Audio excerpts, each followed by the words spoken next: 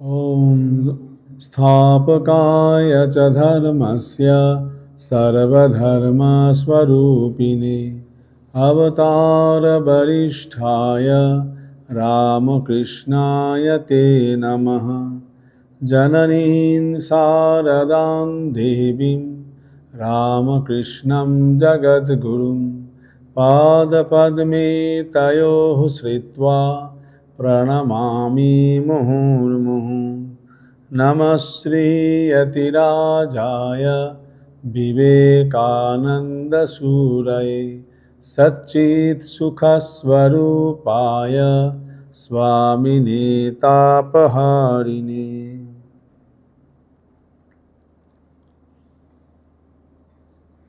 সকলকে আমার সশ্রদ্ধ নমস্কার। আজকে আমরা আবার পুরনো দিনের সাধুদের কথায় ফিরে আসি। আজকে আমরা যে সাধুর কথা শুনব তার নাম স্বামী যোগীশ্বরানন্দ, আর তার ডাক নাম ছিল অপুদা মহারাজ। যদিও এই স্বামী যোগীশ্বরানন্দজি মহারাজকে আমি দেখিনি, তবে স্বামী প্রমেয়ানন্দজি মহারাজের কাছে যখন ছিলাম অনেকবার তার কাছে এই অপুদা মহারাজের গল্প শুনেছি, অনেকবার শুনেছি। তো সেটি আজকে আমরা বলবো। স্বামী যোগীশ্বরানন্দজি তিনি ছিলেন শ্রী শ্রী মায়ের মন্ত্র শিষ্য, আর 1917 সালে রামকৃষ্ণ মঠ ঢাকায় তিনি জয়েন করেন, আর এরপরে সন্ন্যাস হয় তার 1921 সালে স্বামী ব্রহ্মানন্দজি মহারাজের কাছ থেকে। তো তিনি ছিলেন ইউনিভার্সাল অপুদা মহারাজ, সবাই তাকে অপুদা মহারাজ বলেই ডাকত। তখনকার দিনে অপুদা করতো, তো সেই থেকে তার নামই হয়ে গেল অপুদা মহারাজ। তা সেই এখন অপুদা মহারাজ এত সরল, এই যে ঠাকুর বলছেন বহু জন্মে সাধনার ফলে এই সরলতা হয়, তো এই অপুদা মহারাজ ছিলেন সরলতার একেবারে এত সুন্দর একটা দৃষ্টান্ত, শুনলেই বোঝা যাবে। তা এই অপুদা মহারাজ কাশী অদ্বৈত আশ্রমে বেশ কিছুদিন ছিলেন, ওখানে সেবা দেন। এরপরে বেলুড় মঠেতে দীর্ঘদিন বেলুড় মঠেতেই ছিলেন। সবাই তাকে খুব ভালোবাসত, খুব সরল সাদাসিধে মানুষ, পোশাক আশাকে তার কোনো বাহুল্যতা নাই, খুব জাহকমক একটা কিছু পড়লেই হলো এরকম। খাবার দাবার সম্বন্ধেও এমন সচেতন যে অন্যজন সবাই যে জিনিস খাবে সেই, ওনাকে স্পেশাল কিছু দেওয়া যাবে না, স্পেশাল কিছু উনি খাবেন না, যা পাবেন তাই খেয়ে খাবেন।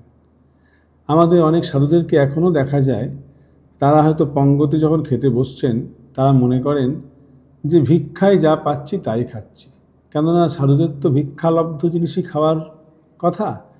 তো এখনও অনেক সাধু আছেন যে পঙ্গতে খেতে বসে চুপচাপ ওই থালার দিকে তাকিয়ে যা পড়বে, অর্থাৎ যে যা দেবেন যতটুকু দেবেন, যদি কেউ কোনো আইটেম দিতে ভুলেও যায় তাহলেও ডাকবে না। ঠিক আছে, মা আমাদের এইটাই রেখেছেন জুটিয়ে, এটাই আমার আজকে ভিক্ষালব্ধ, তো সেইটিকেই ভিক্ষালব্ধ খাবার মনে করে সেটিকেই গ্রহণ করবে। যদি বেশি দিতে আসে হয়তো সে, তার যদি ইচ্ছা না থাকে সে না করবে, কিন্তু চাইবে না। তো আমাদের অপুদা মহারাজ ছিলেন খানিকটা ওই রকমই। তখন আমার বয়স হয়েছে, একটু দুধ, তখনকার দিনে তো খুব গরিব আমাদের আশ্রম, মঠেও তখন পয়সা কড়ির খুবই অভাব। যারা খুব বয়স্ক আর অসুস্থ তাদের জন্য একটু করে দুধের ব্যবস্থা থাকতো, সকলকে দুধ দেওয়া যেত না। তো অপুদা মহারাজ তখন বয়স্ক এবং শরীরও ততটা তেমন শক্তপোক্ত নয়, দুর্বল। তো ব্রহ্মচারীরা তাকে দুধ দেবে বলে আলাদা করে গ্লাস দিয়ে দুধ দিচ্ছে। দিয়ে বলছে, হ্যাঁ গো, আজকে কি সকলকার জন্য দুধের ব্যবস্থা? তখন বলছে, না মহারাজ, আপনাদের জন্যই, বয়স্কদের জন্য করা হয়েছে। না না না না না না না আমার জন্য নয়, আমার জন্য, আমি খাবো না। কিছুতেই খাওয়ানো গেল না।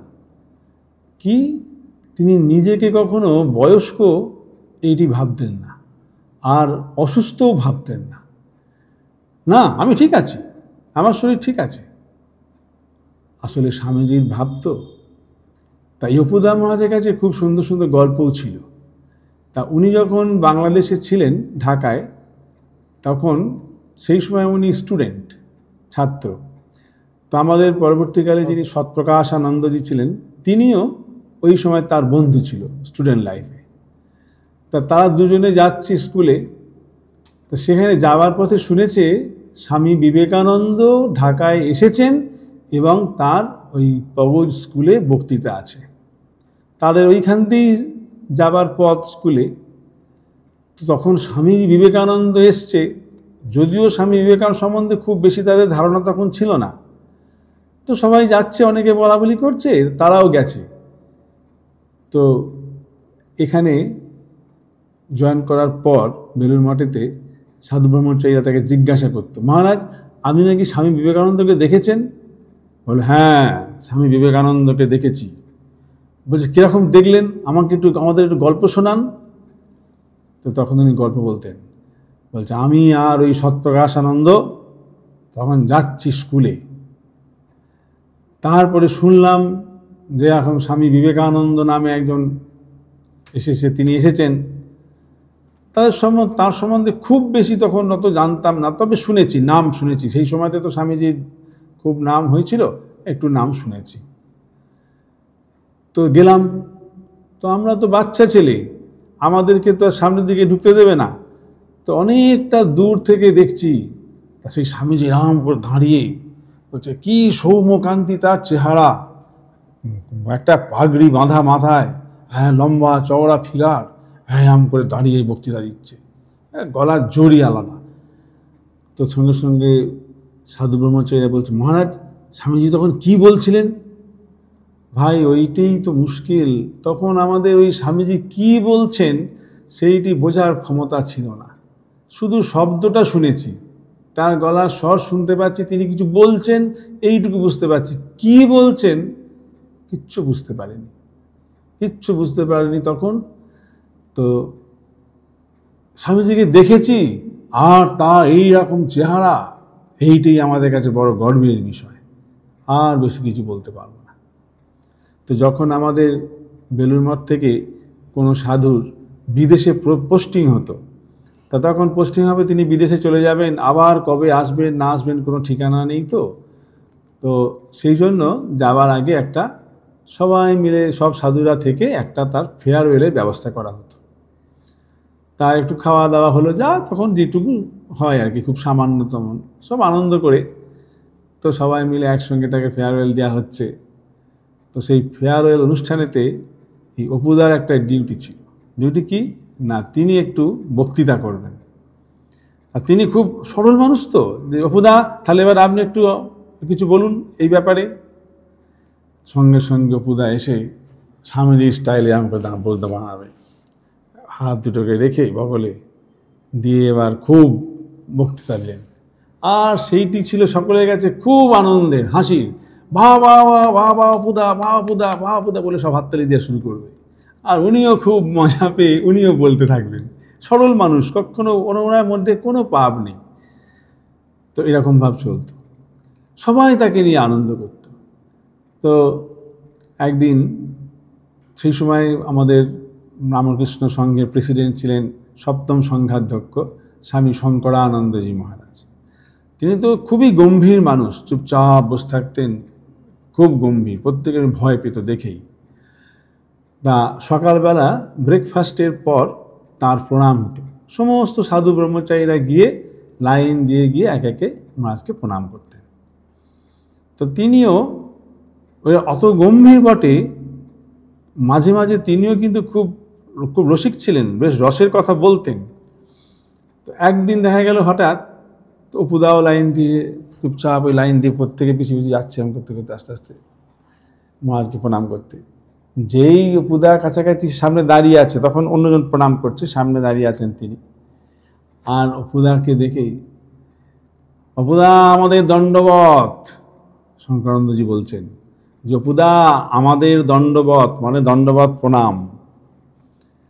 আর অপুদাকে তখন কে দেখে, অপুদা তাড়াতাড়ি করে মহারাজ কি বলছেন, মহারাজ কি বলছেন বলে একবারে সাষ্টাঙ্গ শুয়ে কান্না কাটি, আপনি আমাকে দোষী করলেন মহারাজ, আমি অত্যন্ত পাপী হয়ে গেলাম মহারাজ, আপনি আমাকে কি বলছেন মহারাজ, আপনি কৃপা করুন মহারাজ, কৃপা করুন মহারাজ, আপনি এমন বলবেন না মহারাজ, আমি কত জুনিয়র, কত ছোট, আমি কিচ্ছু জানি না মহারাজ বলে সে একবারে তার।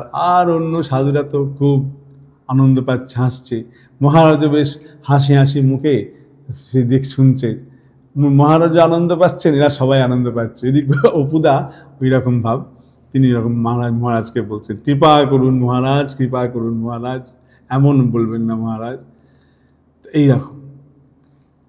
তা অপুদা ছিলেন নিরামিষাশী, তিনি নিরামিষই খেতে ভালোবাসতেন। তো তখন আবার আমাদের মঠের ছিলেন ভরত মহারাজ। এবার ভরত মহারাজ তিনিও সুযোগ পেলেই মজা করতে ছাড়তেন না, কিন্তু এই অপুদা মহারাজ নিজে নিরামিষ খেলেও অন্যকে আমিষ খাওয়াতে ভালোবাসতেন, বেশ খাওয়াবেন অন্যকে একটু আনন্দ করে উনি চাইতেন। তো এখন একদিন ভরত মহারাজ অপুদাকে ডাকলেন, তা অপুদা এসছেন, বলছে এই নাও এটা নিয়ে যাও। না, ভরত মহারাজ নিজে দেননি, ভরত মহারাজ আরেকজনকে দিয়ে অপুদাকে পাঠিয়েছে, যে সে বলেছে যে এরা ভরত মহারাজ দিয়েছেন। কি একটা বড় কোলস হাঁড়ি, একটা হাঁড়ি, তা সে হাঁড়ির মধ্যে আবার উপরে একটা পাতা দিয়ে চাপা দেওয়া আছে, বাঁধা আছে, বেশ ভারী লাগছে হাঁড়িটা। তো অপুদা ভাবছেন যে ও ভরত মহারাজ পাঠিয়েছেন, তাহলে বোধহয় এটা জীবন্ত কই আছে, কই মাছ, ভালোই হয়েছে, আমি সব খাওয়াবো, আজকে খুব আনন্দ হবে, সব বাইকে আজকে মাছ খাওয়াবো, কই মাছ খাওয়াবো। তো উনি খুব আনন্দ করে নিয়ে গেছে। এবার নিয়ে আসছেন, এবার বেশ কিছু সাধু সঙ্গে সঙ্গে অপুদা, অপুদা এটাতে কি আছে এবার খুলে দেখুন তো, ভরত মহারাজ কী পাঠিয়েছেন দেখুন না। বলছে আরে সকলের সামনে খোলা যাবে না, এটাতে ভালো জিনিস আছে, খাবার সময় দেখতে পাবে। না না না, খুলে দেখুন না, খুলে দেখুন না, একটু দেখি না কী আছে দেখি না। বলছে কই মাছ আছে দেখি, দিয়ে বলছে কত বড় কই মাছ দেখি, এইসব করে সবাই মিলে তাকে খোলাবে। তো দিয়ে এবার সবাই গোল করে দাঁড়িয়েছে, এইভাবে সবাই গোল করে দাঁড়িয়েছে, আর অপুদা মহারাজ এটাকে নিয়ে কাছে গোড়ায় নিয়ে এবার আস্তে আস্তে খুলছেন, দইটাকে একটুখানি খুলে এইবার যেই না পাতাটিকে সরিয়েছে, ধাপ ধাপ করে অনেকগুলো ব্যাং লাফিয়ে এবারে গায়ে মাথায় মুখে এর দিকে চলে ছড়িয়ে পড়েছে। তখন বলছে কি কি কি কি কি কি বলে সঙ্গে সঙ্গে ফেলে দিয়েছে হাঁড়িটা। দেখা গেল কি না, ব্যাং কতকগুলো ব্যাংকে জলের মধ্যে ভরে তাতে এরকম করে পাঠিয়ে দিয়েছে। কি মজা! সাধুরা সবসময় মজায় থাকতে ভালোবাসে, আনন্দে থাকতে ভালোবাসে। এই অপুদাও কিন্তু তাকে নিয়ে সবাই মজা করে বলে তিনি তাতে কোনো দুঃখ পান না, তিনিও ওদের সঙ্গে তিনিও মজা করছেন। বলছেন যে এই যে ভরত মহারাজ কেমন গম্ভীর মানুষ, এই শঙ্করানন্দজি মহারাজ কি গম্ভীর, তাঁরাও এই অপুদার মতন সরল মানুষকে পেয়ে কীরকম ভাব মজা। আর অপুদা নিজেও খুব মজা পেতেন এতে, অন্যজন যখন মজা করতে, বড় বড় সাধুরা, তিনিও মজা পেতেন, তিনিও হাসছেন, সবাই হাসছে, সে কি আনন্দ, কি ফুর্তি, তাদের কি আনন্দ। অন্যরা দেখে বলছে যে এই সব আনন্দ সাধুদেরই পক্ষেই সম্ভব, অন্যদের বাইরে কাউকে হলে পরে সে এখন রেগে গড়গড় করতে, তাকে হয়তো মারতে যেত। দেখুন এখানে এই সাধুদের এই একটা সব থেকে বড় জিনিস, তাদের তো কিছুই নেই, তারা বাড়ির বাবা মা ভাই বোন সব ছেড়ে ছুড়ে দিয়ে তারা সব ছেড়ে ঠাকুরের কাছে এসেছে, সবাই মিলে তাই, সকলেই ঠাকুর মাই হলো সকলের পিতা মাতা, আর সব সাধু ব্রহ্মচারী তাদের ভাই।